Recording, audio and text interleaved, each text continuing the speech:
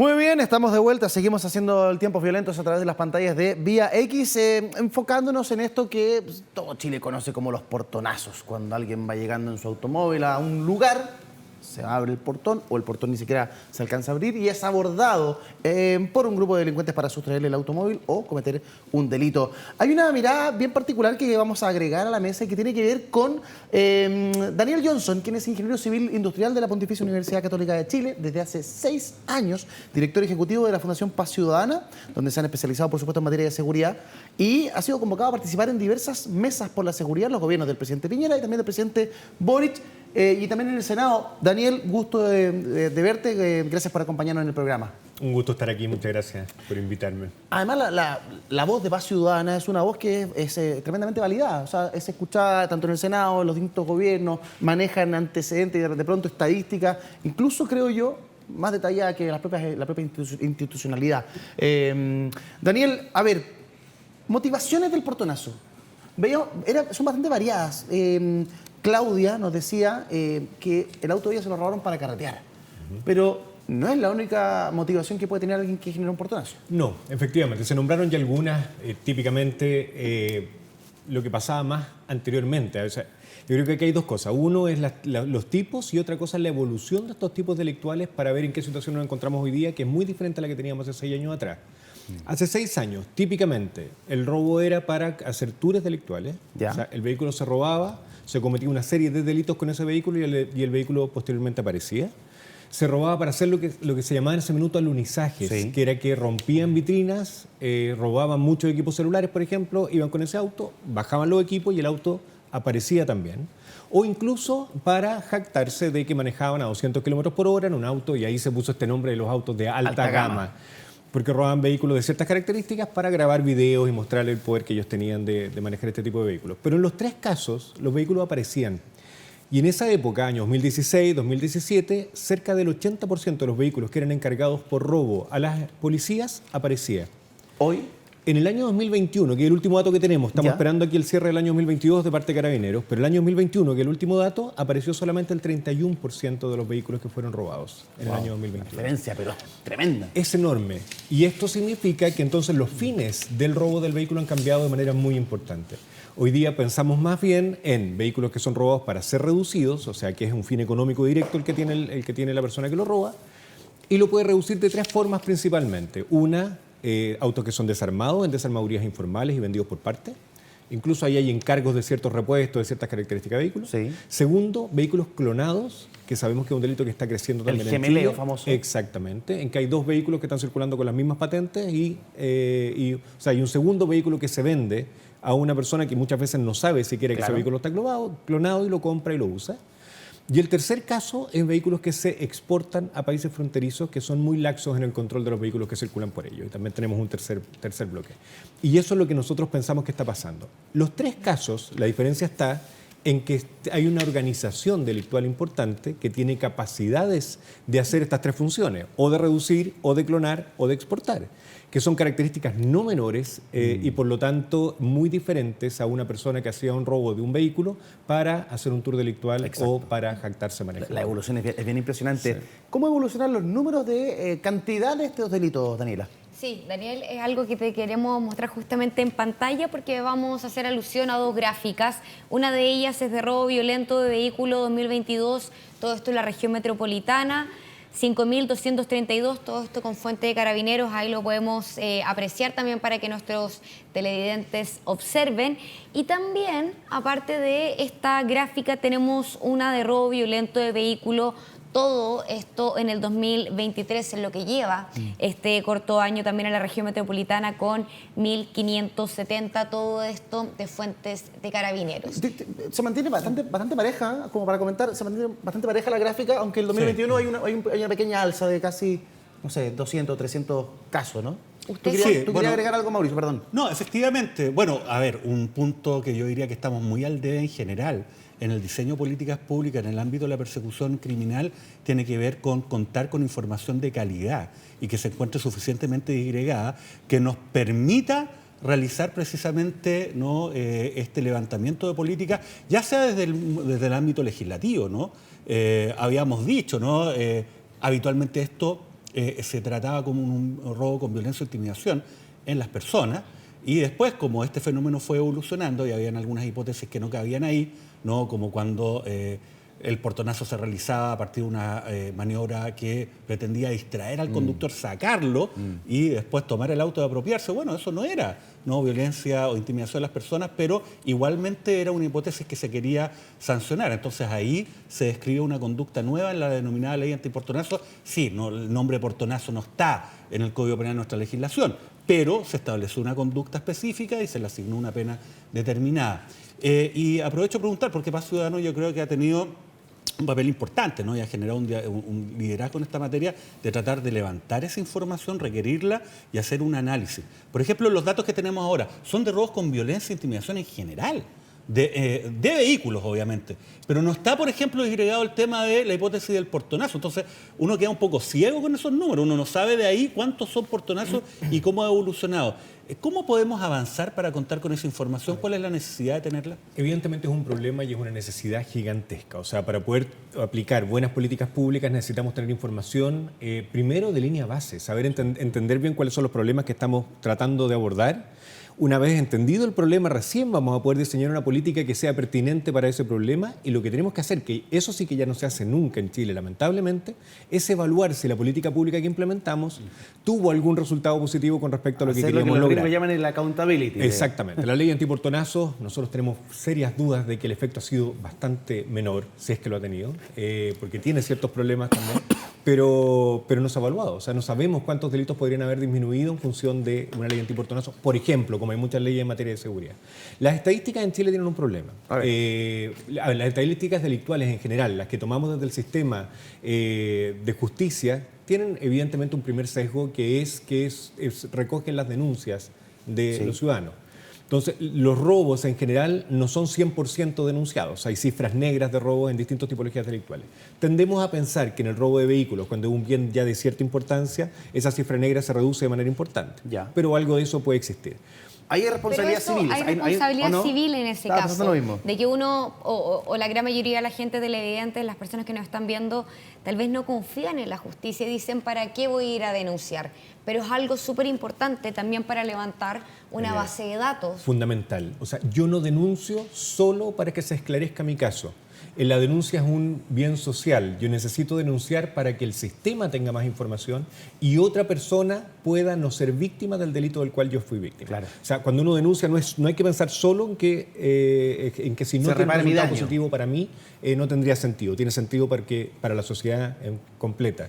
Así que siempre el llamado es, por bajo que sea el monto, por desconfianza que tengan en el sistema de que no va a funcionar, por favor sigan denunciando, porque es la manera en que el sistema tiene información para perseguir de una manera más efectiva. Daniel, ¿ustedes han pedido tanto al Ministerio Público, a Carabineros, a Policía de Investigaciones, cifras específicas o es algo Hemos pedido, que... pero hay problemas con las cifras y aquí entramos a lo segundo. O sea, lo primero es la naturaleza de los datos delictuales, que tienen este problema de la no denuncia, y lo segundo es, bueno, que decía el abogado, es que tenemos el gran problema también de que hay una evolución de los delitos rápida y muchas veces no se logra empezar a clasificar la información con respecto a lo que queremos empezar a medir. Sí.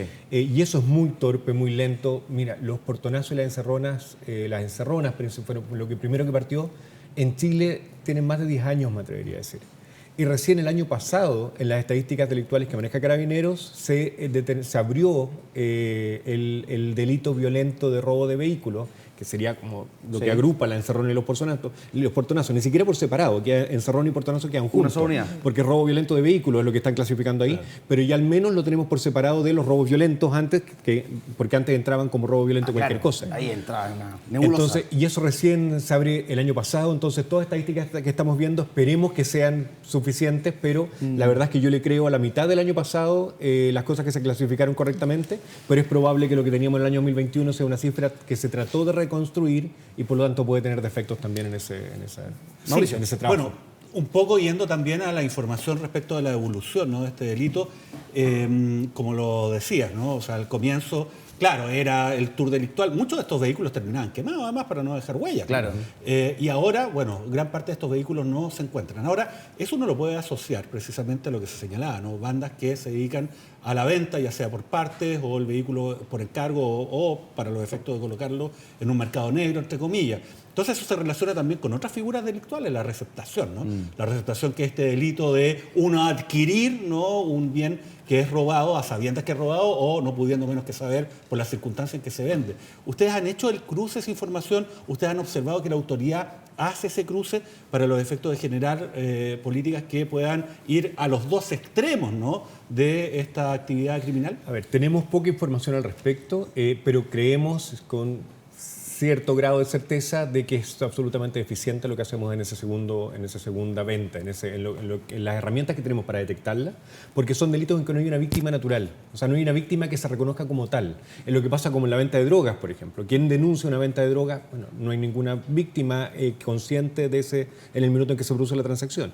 En la receptación pasa algo parecido, entonces no tenemos datos estadísticos, no entran al sistema como los datos administrativos que manejamos y por lo tanto no podemos contrarrestar qué tanto de esas transacciones son conocidas o no por el sistema. Pero hay un punto efectivamente que es la receptación, en el caso de los vehículos que son vendidos por partes o completos, pero también hay otros ámbitos en los cuales nosotros deberíamos buscar herramientas para atacar el fenómeno de los portonazos y de las encerronas. Normalmente nos quedamos en la persecución y tratar de lograr ahí detectar quién lo está cometiendo y tratar de condenar.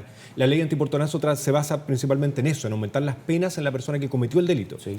Ahora sí estamos pensando que el delito cambió y que ya no es solo personas que roban el vehículo para su beneficio personal de la persona que lo está robando, sino que hay una organización delictual que encargue ese vehículo. Que el portonazo en sí es la punta del iceberg.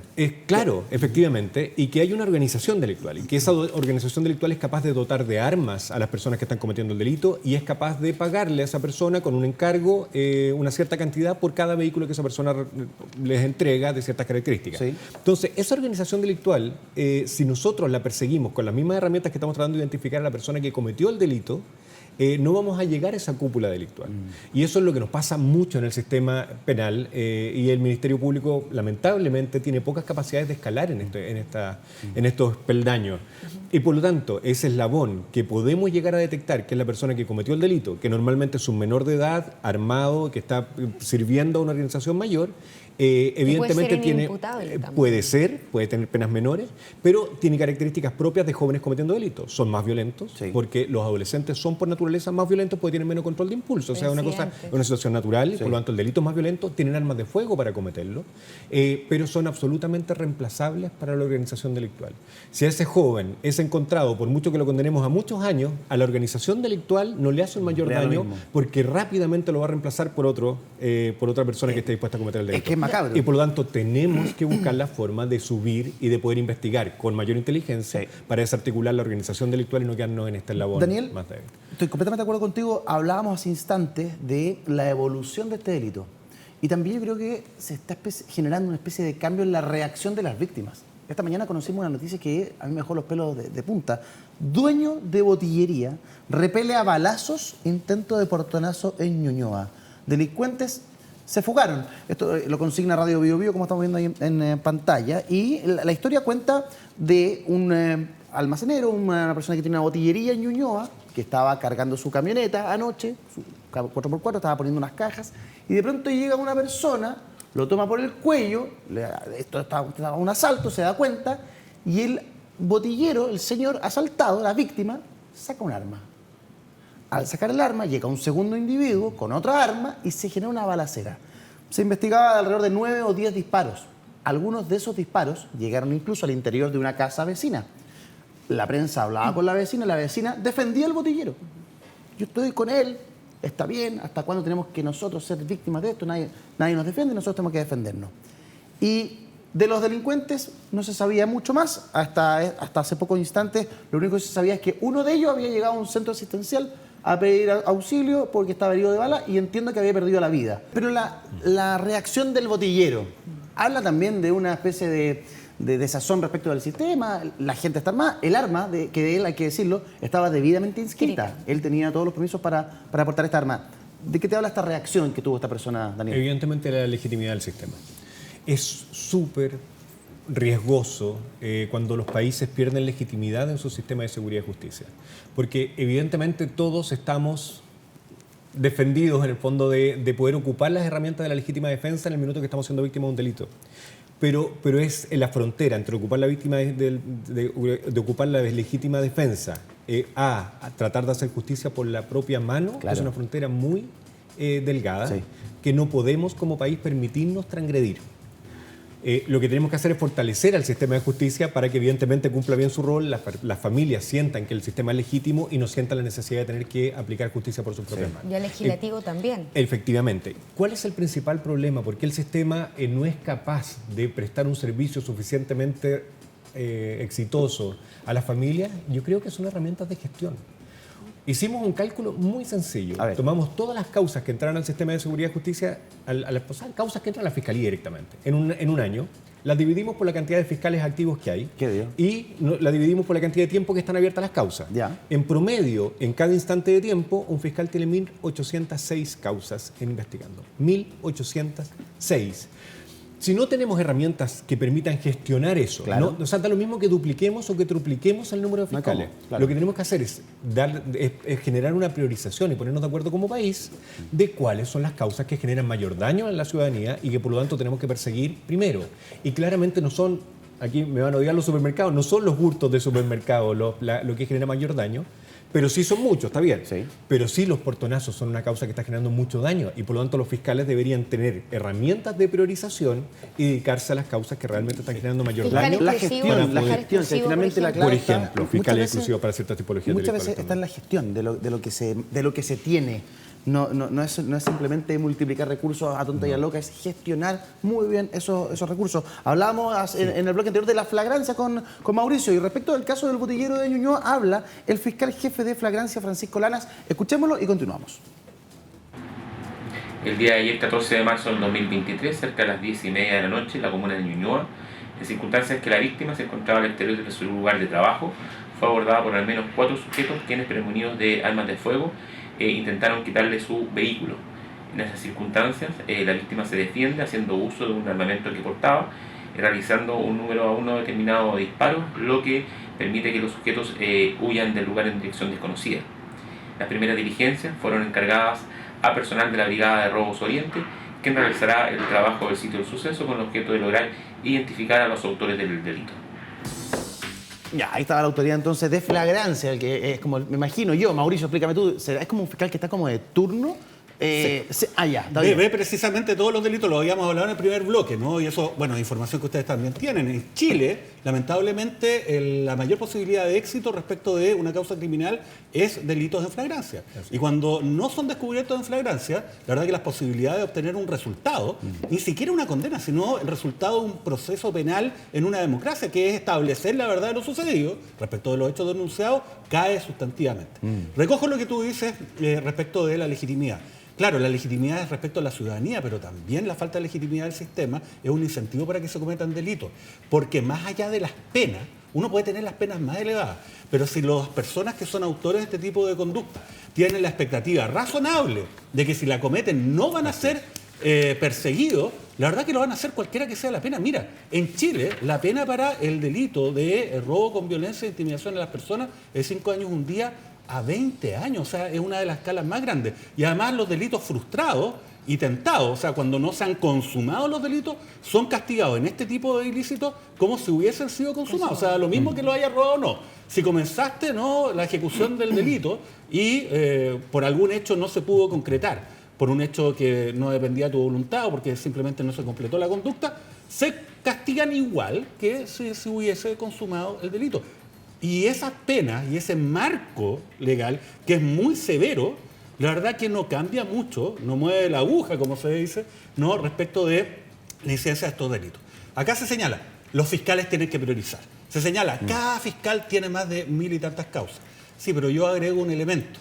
¿Cómo va a poder priorizar la fiscalía para señalar la envergadura de un determinado hecho delictual si es que no hay una labor de inteligencia que pueda vincular eventualmente esos hechos?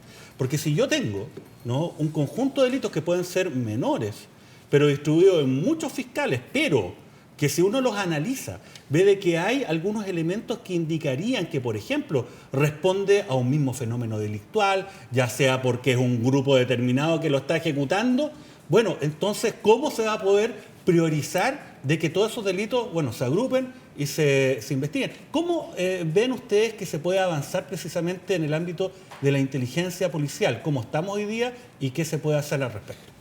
A ver, hay herramientas, y evidentemente. Primero, hay que entender que la Fiscalía tiene como rol generar el mayor beneficio social y por lo tanto tiene que priorizar las causas en las cuales puede generar mayor beneficio social. Estas son las causas que tienen mayor probabilidad de resolverse y las causas que generan mayor daño a la ciudadanía. Lo que tú planteas, Mauricio, es fundamental, agrupar causas también. Nosotros el último dato que tenemos es un poco antiguo, no lo hemos actualizado, debe tener 7 años. Hace 7 años atrás se agrupaba solo el 2% de las causas. Y evidentemente es impensable que solo el 2% de las personas o de los delitos tengan relación con una misma persona cometiendo el delito que otros delitos. O sea, es evidentemente extremadamente bajo y tenemos que agrupar. En la Fiscalía montó el sistema de las Fiscalías de Foco, la SACFI que se llama, el Sistema de Análisis Criminal y Foco Investigativo, que lo que hace no trabaja con causas que estén investigándose activamente en ese minuto, sino lo que hace es ir a buscar causas que están normalmente archivadas, pero también tiene que responder a una declaración de un foco en un cierto territorio. O sea, hay un fiscal regional que declara, dice, en mi territorio yo creo que hay muchos robos de farmacia, por ejemplo, y declara un foco de robos de farmacia y estas unidades, que es un fiscal especialista en esto, especialista en foco, agrupa las causas y encuentra patrones comunes. Ha sido extremadamente exitoso. Esto se instaló hace 10 años atrás, más o menos, en el sistema. Ya está a lo largo de todo Chile. Se hizo una primera evaluación y los resultados fueron positivos. Y esto tenemos que seguirlo fortaleciendo porque no es suficiente. Es un método muy bueno, pero es una buena noticia también. No, digamos, no está todo mal. Ahí tenemos una punta de lanza de algo que podemos hacer muy bien. Pero hay que hacerlo crecer y hay que montarlo también para investigar delitos de crimen organizado, como lo que estamos hablando ahora en los portonazos, y no solo para delitos comunes de hurto, de robos, que era donde estaba enfocado principalmente. Claro. Daniela. Eso tú lo decías también, Daniel, porque no está todo mal, siempre tenemos que mostrar la luz al final del túnel. Y de hecho, ahora como hubo cambio respecto a la nueva cabeza del Ministerio Público, el nuevo fiscal nacional Ángel Valencia, también hubo una estructura respecto a las unidades especializadas y justamente una de ellas es de crimen organizado, pero también ahí me cuelgo de lo que dice Mauricio de que efectivamente tiene que haber una especie de más inteligencia policial para ver si es que se estamos tratando de delitos que efectivamente se traten de personas que están concertadas para hacer esto. Una pregunta, yo creo que los televidentes y acá podemos estar de acuerdo. ¿Quién es el encargado de dar a conocer estas cifras? Porque de repente vemos al Poder Ejecutivo, al Presidente de la República, a la Ministra del Interior, no solamente en este gobierno, sino en gobiernos anteriores, en dar a conocer algunas cifras, en dar a conocer ciertos fenómenos que finalmente preocupan a la ciudadanía. ¿Quién es el encargado? A ver, las mismas instituciones tienen que ser capaces de tener la transparencia suficiente para que todos conozcamos las cifras y podamos entender cuál es el desempeño que tiene ese sistema. En esto las fiscalías están en deuda. No hay un criterio unívoco de qué es el éxito de una investigación, a pesar de que para cualquier ciudadano común desconocedor del sistema va a decir el esclarecimiento de los hechos. Quizás no con esas palabras, pero va a decir que evidentemente que el fiscal sepa qué fue lo que pasó, demuestre qué fue lo que pasó y quién lo hizo. Y los fiscales, si uno les pregunta, entran a batallar un montón de otros argumentos. Por ejemplo, no revictimizar, que si bien es importante, no es el fin de su trabajo. O sea, uno podría no tener fiscalía y no revictimizaría a nadie, pero no condenaría a nadie. Pero hay unidades igual que están a cargo de víctimas. Evidentemente, pero en cada proceso también hay que cuidarlo, pero de establecer cuáles resultados son positivos. Nosotros estamos ahora en un trabajo con el Ministerio Público hace ya 1 año y medio. Nos ha costado, pero vamos avanzando muy interesante en tratar. Primero entrevistamos muchos fiscales y tratamos de determinar qué era un resultado positivo. Establecimos solo 3 salidas judiciales que son un resultado positivo. Empezamos a ver cuáles causas habían tenido resultado positivo y estamos ahora investigando carpetas investigativas, dándonos el trabajo de leerlas todas. Estamos haciendo una clasificación de qué tipo de acciones hicieron los fiscales que lograron mejores resultados positivos. De manera de decirle a los fiscales, miren, tal tipo de delito, cuando haces estas acciones con esta policía, eso también es bien determinante, tienes más resultados positivos que cuando lo haces de esta otra manera.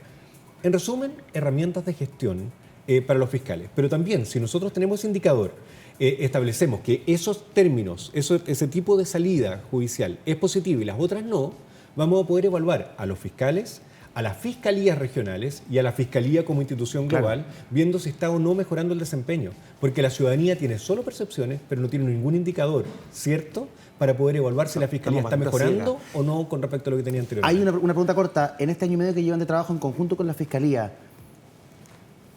¿qué policía tiene mejores resultados en Chile? Lo estamos analizando en tipos de delitos distintos. Y además y además que esa discusión, a ver, algo podría responderte, pero es súper injusto. Porque hay policías que tienen un volumen, o sea, Carabineros de Chile tiene un volumen enorme. Y pues la PDI tiene un volumen mucho más chico. Y hay ciertas tipologías delictuales que normalmente entran a la PDI y no entran a Carabineros y viceversa. Perfecto. Entonces tampoco es justo poder decir, no, tiene mejor resultado con este. Por eso tenemos que ir a cada tipo de delito y en ese delito hacer una evaluación justa de cuál es más. Pero la Muy bien. recepción de la Fiscalía es buena con todo este trabajo que ustedes están haciendo. Yo creo que la Fiscalía tiene todo el potencial de mejorar su desempeño, pero lo que tenemos que dotarla entre todos es de herramientas de gestión para que pueda ser mejor. Mauricio Daza. Bueno, y también está la voluntad de que sean escrutados, ¿no? Porque hay muchas veces las instituciones se cierran. Hemos visto, ¿no?, esta iniciativa, el Banco Unificado de Datos, ¿no? La idea es que las distintas instituciones que son actores del sistema de persecución penal, la Defensoría, el Ministerio Público, las policías, incluso, ¿no?, el Poder Judicial, que tienen información, puedan, ¿no?, compartir gran parte de esa información de una manera abierta, transparente, entre las instituciones, para los efectos de poder servir, ¿no?, a una mejor persecución criminal. Mira, pero una anécdota, ¿qué es lo que pasa ahí, digamos? Solo una anécdota con respecto a eso. En la Fundación hay una sala de reuniones, tenemos fotos antiguas. Una de esas fotos antiguas es entregándole al gerente general, el directorio de la Fundación, un libro que era cómo tenía que implementarse el BUD en Chile, el Banco Unificado de Datos Delictuales, al presidente Frey. Wow. O sea, han pasado más de 20 años. Y recién algo se esboza de tener un BUD, pero todavía no lo tenemos 100% operativo. Claro, y ese es un problema, ¿no? Y ese también es un tema de como las culturas institucionales. Ahora, tienes razón, porque, por ejemplo, Carabineros es una policía eminentemente preventiva. Ahí está como su rol, independiente que tiene ciertas unidades especializadas, ¿no? Por ejemplo, está el tema de los incendios que hemos visto hace poco. Ellos tienen una unidad del OS5 que se dedica específicamente a eso. Sí. Entonces, claro, es injusto comparar los resultados en ese tipo de delitos respecto a la PDI, que quizás no tiene una unidad que tenga tanta especialidad, a pesar que está la Bridema, no la Brigada de estos delitos medioambientales que en rigor no existen. Pero más allá de aquello, bajando esto respecto de las encerronas, se comunicó, ¿no?, que había un plan anti-encerrona y un escuadrón Centauro incluso, ¿no? Un nombre bien llamativo. Sí. Y son políticas públicas que, bueno, muchas veces se anuncian con bastante bombos y platillos, pero que de repente no tienen una bajada en cuanto a cuál ha sido su nivel de efectividad. ¿Ustedes han tenido algún tipo de información, ¿no?, o juicio respecto de este tipo de planes? Lamentablemente, a ver, información es poca la que tenemos. Sabemos que sí, que fue una focalización de ciertos equipos policiales para que pudieran prevenirlo. Pero el problema de este tipo de políticas y en general es del sistema, lo que hablábamos antes, del sistema que implementa políticas públicas en Chile, desde el legislativo hasta el mismo ejecutivo cuando hace este tipo de proyectos, es que si no definimos claramente cuál es el objetivo, si no dibujamos esa línea base, la verdad es que es bien incierto el resultado que esa política finalmente pueda tener y también si no tenemos un objetivo claro, es imposible evaluar si la política tuvo o no un resultado positivo. Lo que decía Mauricio es muy cierto. Hemos hecho una cantidad de leyes de aumento de penas enorme en Chile.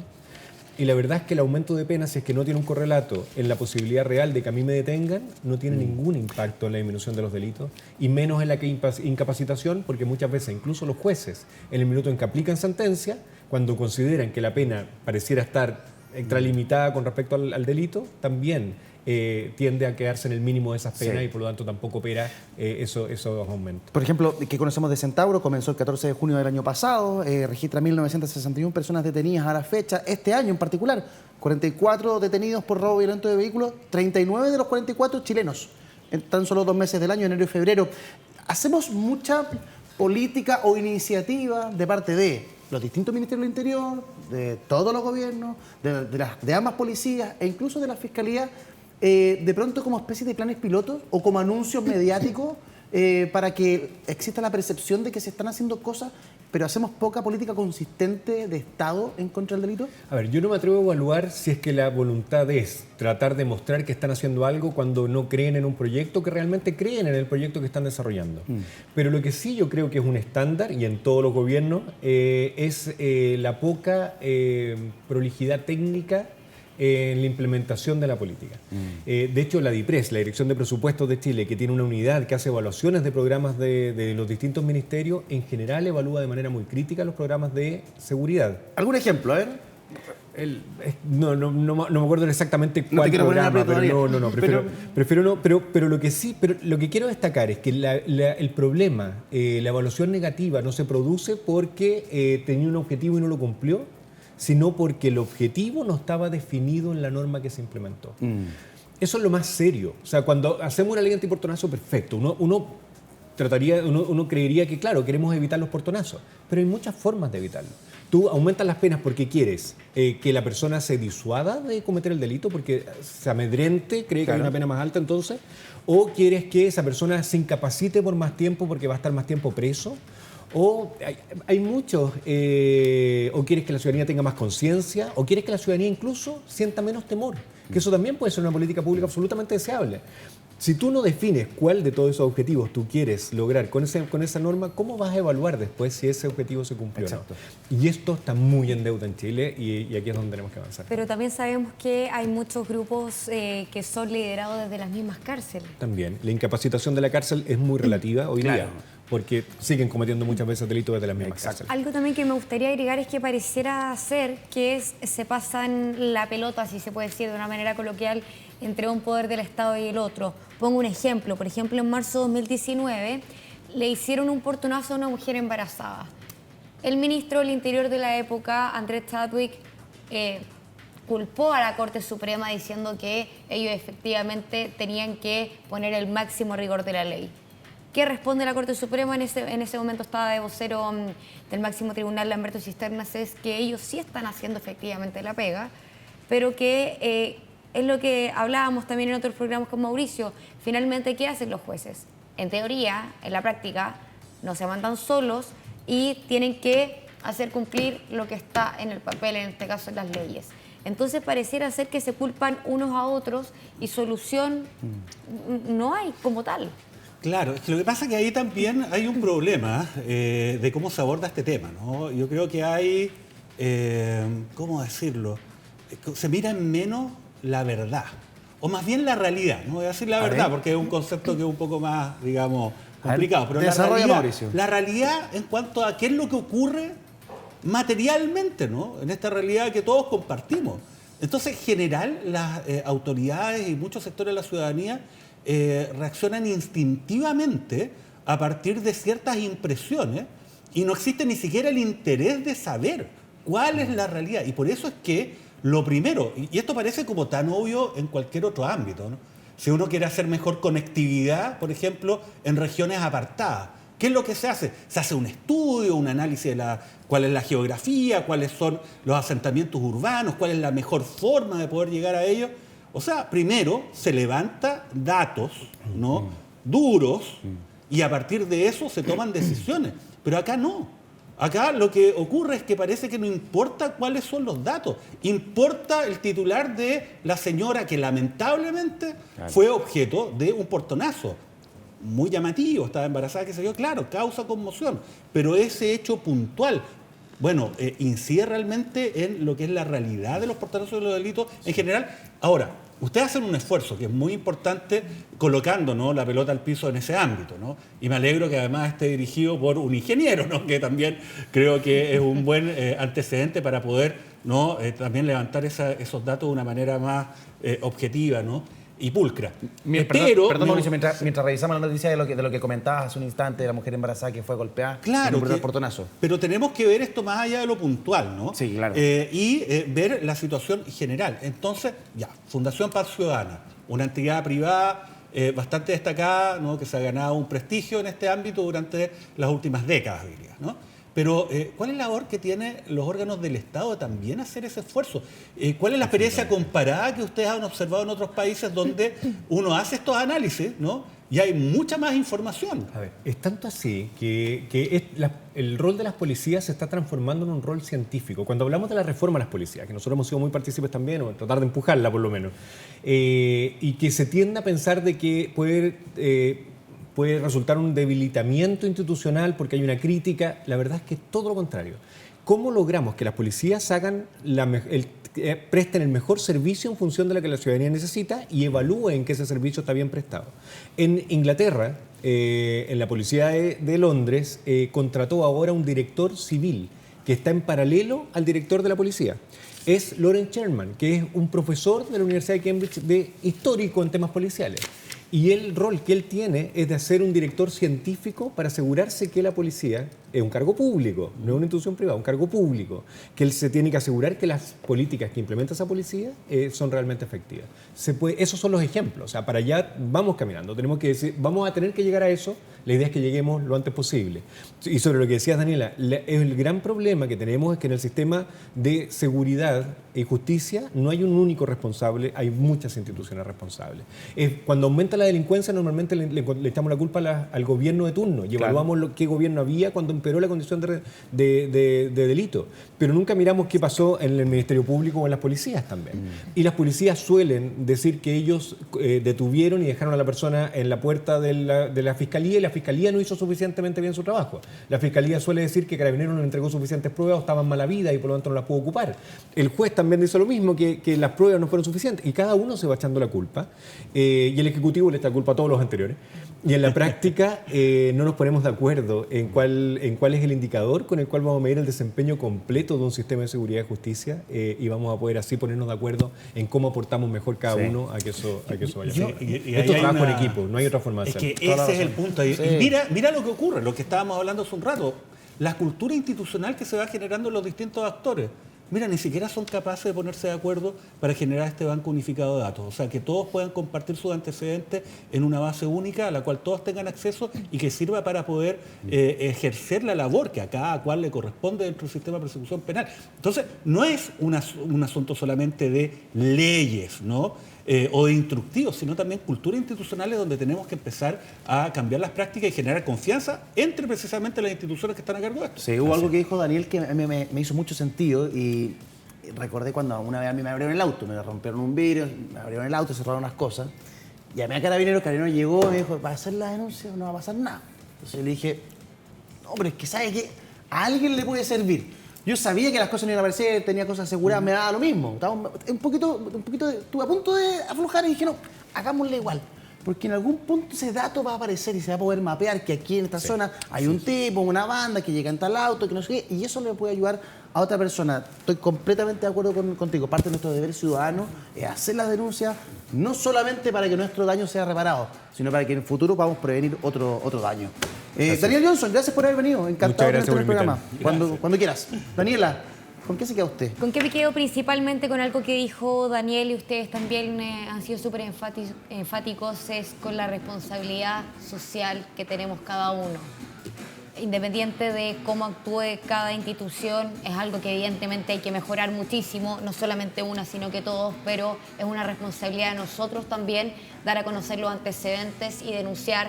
Recordemos que lo pueden hacer tanto en la Fiscalía, en Carabineros y también en la Policía de Investigación. Mauricio Daza, por favor, ayúdame con el tiempo. 10 segundos, a ver, te quiero ver. No se trata solamente de mayores penas y de generar nuevas normas para la Fiscalía o en los tribunales.